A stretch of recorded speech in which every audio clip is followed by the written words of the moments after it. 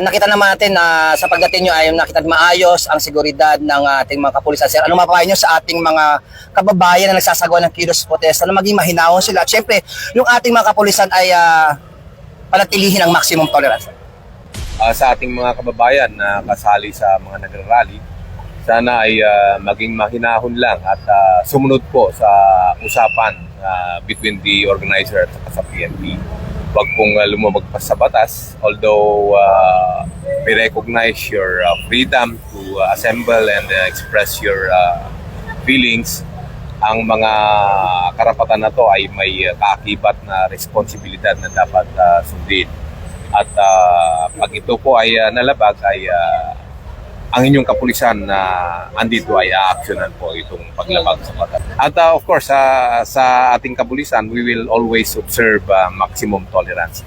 At hindi namin, although we will observe maximum tolerance, hindi namin hahayaan na in our presence may malalabag po ng batas.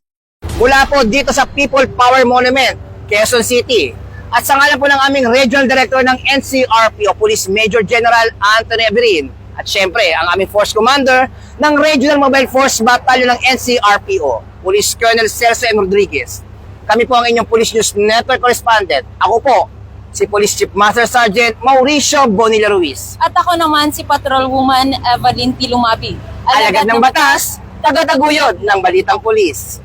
Lilingkod sa bawat Pilipino at magbibigay ng tamang impormasyon para sa tahimik at maayos na Pilipinas. Police News Network, alagad ng batas, tagapagtaguyod ng balitang pulis, sandigan ng mamamayan, patnubay ng katotohanan.